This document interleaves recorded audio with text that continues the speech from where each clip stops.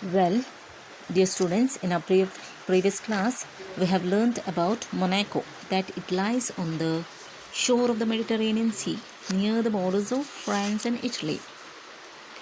It's called as a toy kingdom because of its small size, and only about 7,000 people live there.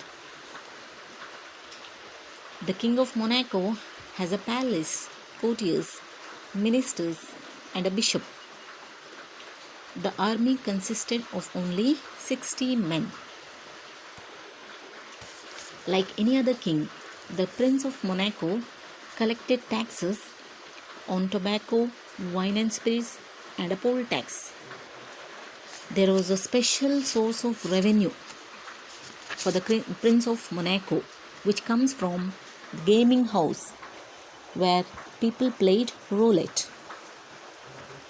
He gets much income from this gaming house.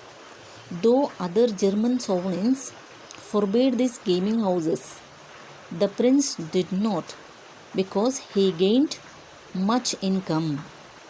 So he remained the monopoly of this business.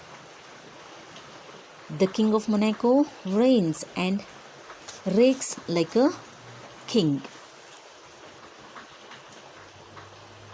The Prince of Monaco has his coronation, has his reviews, councils, laws, and court of justice, same like any other kings, but on a smaller scale.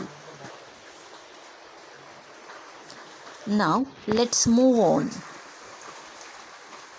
Monaco was a peaceful kingdom. The narrator abruptly tells that a murder was committed for the first time in the history of Monaco.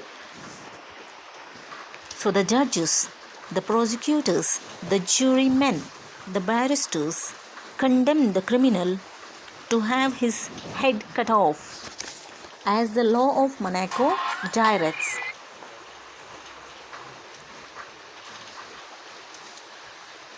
They submitted the sentence to the prince, and the prince agreed and ordered that the criminal must be executed. But to execute the criminal, to execute the punishment, there was a hitch, a problem. That is, there was no guillotine, and also there was no executioner. Guillotine is a machine with blades to cut the criminal's head. Since no murder has been committed before, they did not have the guillotine, and there was no executioner to conduct the execution. So, a committee was framed and discussion held, and it was decided to write a letter of inquiry to the French government regarding the availability of machine and an executioner, and also the cost of it. The French government replied that they were willing to lend it, and the cost was 16,000 francs, which the Prince of Monaco thought was too expensive for Monaco because it would be a burden on his subjects.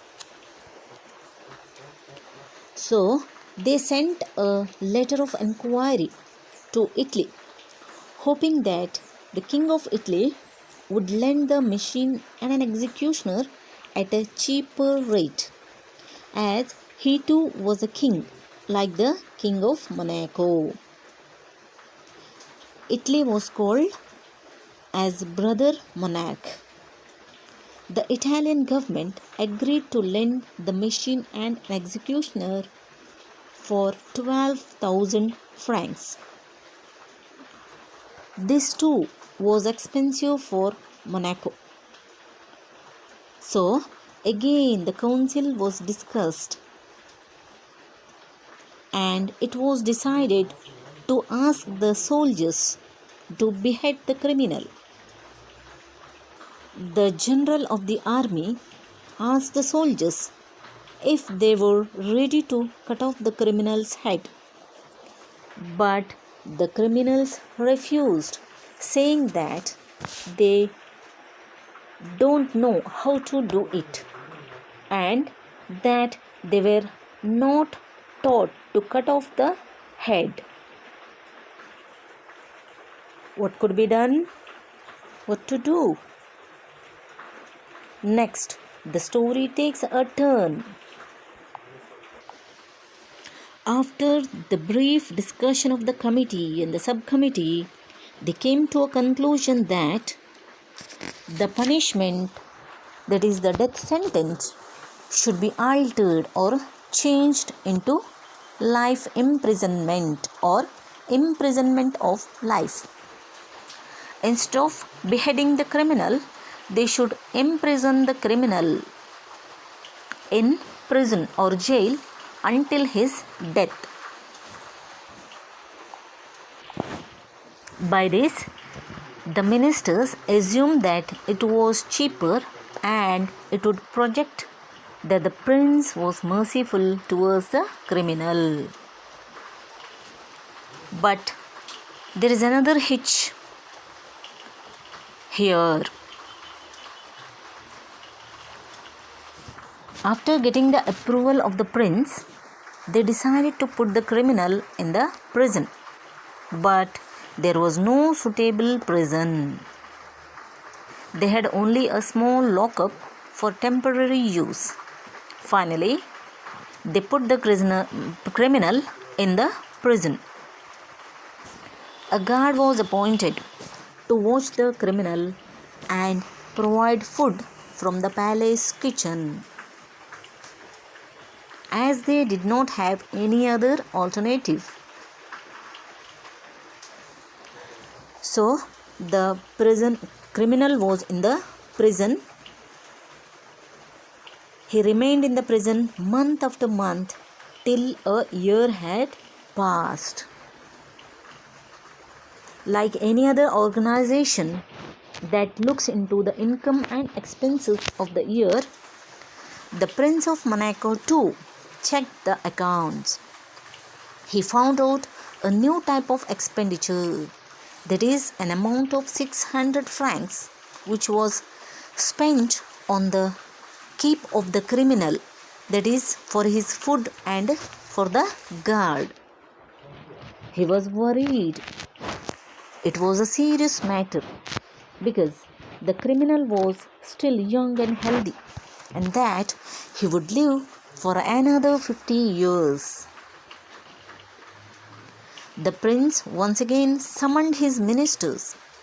He ordered them to find a cheaper way in dealing with the criminal. Again, the ministers discussed, and one of them suggested that the guard must be dismissed, and then the criminal would run away. So then there is no need of spending on him. When the king was told about their deliberations, their decisions, the prince agreed to it.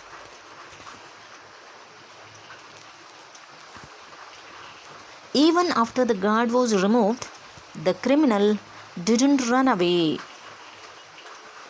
When there was no one to provide him food, he himself went to the palace kitchen for his food and came back to the prison and shut the door on himself and stayed inside.